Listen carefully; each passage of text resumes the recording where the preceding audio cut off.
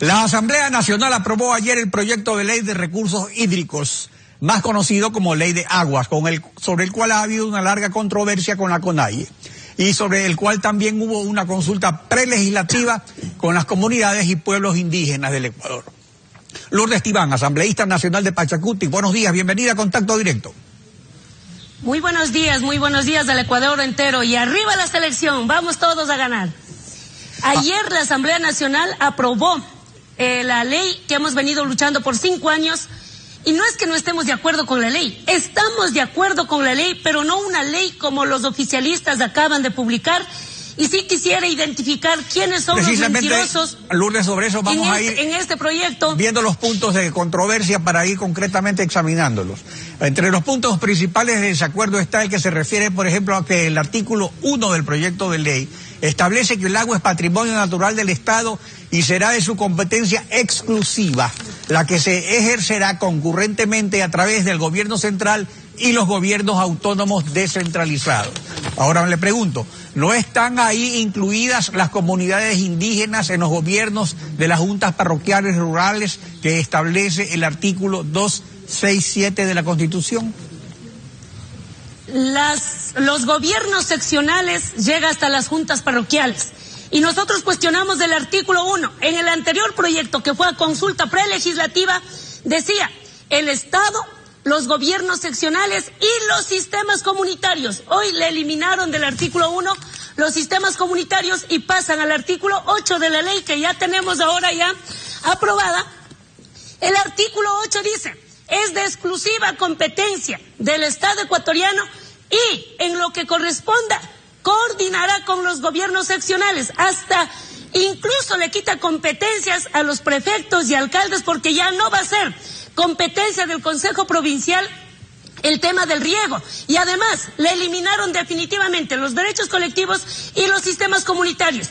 Todo lo que es sistemas comunitarios, derechos colectivos, le ponen en un rincón en el título 3 y de ahí le van a desarrollar qué es lo que va a hacer en las juntas de agua, las juntas de regantes, de agua potable, y por eso nosotros hemos dicho, dentro de la toma de decisión tiene que estar el Estado, los gobiernos seccionales y los sistemas comunitarios del agua. Pero le eliminaron los sistemas comunitarios y ahora dice que van a fortalecer el sistema comunitario. ¿Cómo van a fortalecer? Si la Autoridad Única del Agua, en este proyecto que salió a consulta, este es el que salió a consulta prelegislativa, aquí se daba la rectoría a la Autoridad Única, pero no, ahora como ya tienen votos, le sumaron 24 atribuciones a la Autoridad Única, o sea, revivió el dios del agua. Bueno, eso es más o menos lo que pasó con la Ley Orgánica de Educación Superior, o sea, es una película que se repite. Vamos a otro punto. Otra omisión es no establecer la prohibición de explotación minera donde existen fuentes de agua. Al respecto, escuchemos un testimonio importante, el del asambleísta de El Oro, Franco Romero, del PSC. Yo tengo la experiencia personal, si se quiere, de vivir en una provincia dedicada a la minería. Nosotros tenemos todos los ríos contaminados. Solamente quedan 3 ríos sin contaminarse en la provincia del Oro, que es el río Luis, de donde se toma el agua para proveer a los habitantes del Cantón Portobelo, el río Ambocas, que está en el límite de la provincia del Oro y Loja, y el río Moromoro, que está dentro del Cantón Piñas. Los demás ríos de la provincia, todos están contaminados por la explotación minera. Mire usted, en Santa Rosa, por ejemplo, tenemos el caso de 8 mineros que se benefician de esta actividad y 80.000 personas que se perjudican de la misma porque las aguas están siendo contaminadas. Bueno, aquí la pregunta ¿es imprescindible la prohibición? ¿Por qué es que no sirven de nada o de muy poco las atribuciones de remediación y control que en el proyecto de ley se dan al Ejecutivo y a los gobiernos autónomos? Esta es una ley tramposa porque en el informe de la semana pasada, según Miguel Carvajal decía, hay consenso para poner esa normativa, que donde hay fuentes de agua no se le dé las concesiones mineras, no se le autorice desde el Estado, porque estamos hablando de contaminación frente a la defensa de la vida. Por suerte, el que acaba de decir no es indígena, no es Carlos Pérez, no es Humberto Cholango, no es Jorge Herrera, no es Lourdes Tibán, es un mestizo, un asambleísta que vive en una provincia minera y está diciendo cómo los ríos se han contaminado frente a 8 beneficiarios que tienen la minería y muchos de ellos son gobiernistas y el resto de 80,000 ciudadanos que tienen que someterse a aguas contaminadas. Qué bueno que haya este tipo de reflexión desde el otro sector que no sea el indígena. Pero además, nosotros decimos que en esta ley se debía decir que todas las concesiones que se ha dado en cuanto a las vertientes de agua tiene que ser derogadas, pero nada dice. Por eso nosotros respaldamos la marcha que está en camino, por eso nosotros decimos que quien miente es el gobierno, porque el artículo 7 de la ley, de esta que aprobamos el día de ayer, el 6 dice, se prohíbe la privatización, pero el 7 claro, inmediatamente ese es el punto que es interesante, el de la desprivatización. O sea, se establece en el proyecto de ley que a futuro en el artículo 6, pues la ley no puede ser retroactiva y se respetan ciertos derechos adquiridos, pero no el acaparamiento.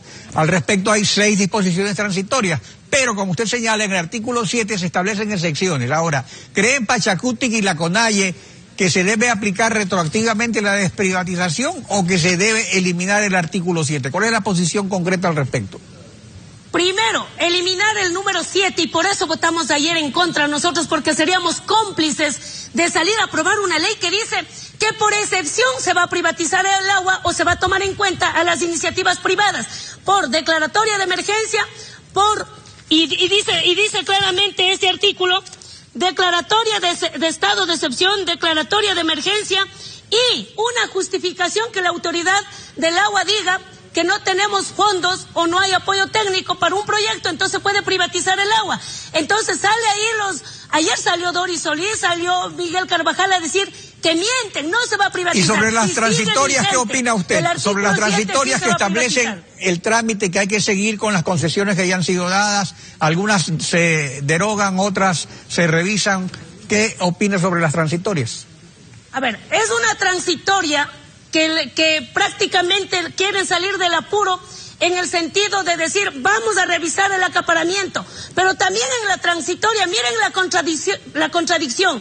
En el artículo 18 se le quita todas las atribuciones a los prefectos y a los alcaldes. La Autoridad Única del Agua es el que va a dar la viabilidad del informe para proyectos, no solo de agua de riego, agua potable, agua de riego, alcantarillado, drenaje. Y sin embargo, en la transitoria dicen que quien debe poner presupuesto para recuperar las vertientes del agua son los gobiernos seccionales. Entonces ahí está una contradicción. Se le está votando a las transitorias cosas que no han podido resolver, no han podido normar en la ley. Por eso nosotros no podíamos, estando de acuerdo en algunos artículos, en algunos literales que de alguna manera recoge la consulta, nosotros la mayoría de los artículos no lo aprobamos y por eso hemos votado en contra. De manera que... En efecto, otro punto sustancial de discrepancia es el de un fondo para la protección y conservación de las fuentes de agua. En el artículo 12 se establece una responsabilidad compartida del gobierno central, los gobiernos autónomos, los usuarios, las comunas, los pueblos y nacionalidades, los propietarios de predios. Ahora, ¿pero por qué consideran que esto es pura letra muerta? Porque una cosa es compartir una responsabilidad y otra cosa es que esa responsabilidad tenga los medios concretos para ejercerse. Mire, el artículo 2 es tan tramposo que solo nos da la posibilidad de conservar y recuperar, pero no dice administrar esas fuentes. Esa palabra administrar es la que hemos venido diciendo. En el artículo 1 dice que el Estado es el responsable del manejo junto con los gobiernos seccionales, pero el artículo 12... ahí ya incluyen a las comunidades, claro, cuando se trata de cuidar el páramo, que las comunas cuiden. ¿Y dónde está el fondo para el agua? ¿De dónde vamos a sacar la plata? En las transitorias terminan botando la pelotita al gobierno seccional. Sin embargo, los gobiernos seccionales, por las 24 atribuciones que tiene la Autoridad Única del Agua en el artículo 18, pierde todas las competencias que está establecido en el COTAD, a tal punto que la Autoridad Única del Agua decidirá cuánto en el caso amazónico, en el caso de la costa y en la sierra también, cuánto de volumen de agua de lluvia podrán coger o poner en embalses las comunidades indígenas. Y si no llueve, ¿qué va a controlar la autoridad única? A ese extremo llega la ley de controlar el agua de lluvia, de manera que para ¿Esperan nosotros ustedes es que el presidente de la República haga objeciones al proyecto que lo pueda mejorar o creen que ya esto es un caso cerrado? Vea, el presidente ha cuestionado mucho diciendo que los dirigentes del agua viven de dirigentes. Pero primero el señor presidente tiene que dar ejemplo. Si él mismo quiere vivir de forma indefinida en el puesto de presidente, a las juntas de aguas también le das ganas. Pues entonces, presidente, los vetos tienen que ser pensando en todos los ecuatorianos, no acomodando la ley de aguas para concentrar el poder absoluto en manos del Ejecutivo. Ahorita, a través de una persona nombrado a dedo por el presidente, el agua queda en manos de un ciudadano. ¿Dónde queda el Consejo Plurinacional? Un Consejo Plurinacional adorno, un Consejo Plurinacional florero para adornar los pensamientos de este ilustre ciudadano que manejará todo el control del agua. La fijación de las tarifas queda en manos de la Autoridad Única del Agua. Ahora las comunidades indígenas no podrán fijar tarifas como hasta hoy hemos venido haciendo de acuerdo a la situación comunal, a la situación campesina, a la sequía. Nosotros sabemos cómo viene el agua desde los páramos. Hoy dice, las juntas administradoras administrarán bajo la lógica de las tarifas que fije la Autoridad Única del Agua. Entonces, las juntas administradoras hoy seremos peones de esa autoridad única. Por eso es que nosotros hemos dicho, el Consejo Plurinacional debe tener voz y voto. Le dejaron sin voz y voto. Aquí, en esta consulta que mandamos, en este proyecto, tenía la posibilidad el Consejo Plurinacional de aprobar planes anuales sobre recursos hídricos. Hoy le volaron esa posibilidad y le dejan simplemente, por no eliminar todo el Consejo, le dejan ahí diciendo serán observadores del proceso de cumplimiento de lo que haga la Autoridad Única del Agua. De manera que la lucha va a continuar con o sin ley. Con o sin la aprobación de este gobierno, nosotros seguiremos defendiendo el agua y justificamos nuestra lucha. Y el tema de la marcha no es solamente sobre el agua. Están tratando de tergiversar. Están diciendo que no apoyamos la ley de aguas. Nosotros sí queremos la ley de aguas, pero no en esas condiciones. Vamos a exigir educación bilingüe, vamos a exigir libertades, vamos a decir por qué hay presos, los que luchan en INTAC, los que luchan en Cotopaxi, los que luchan en Zamora. Tienen que ser liberados los que están luchando por el tema del medio ambiente y el futuro, que es el agua. De manera que muchas fuerzas nosotros vamos a seguir caminando, no importa que el gobierno nos minimice, no podemos esperar que el gobierno nos aplauda. Asambleísta Lourdes Iván, ha tenido clara su exposición sobre la posición de la CONAIE y Pachacuti. Gracias por su participación en Contacto Directo.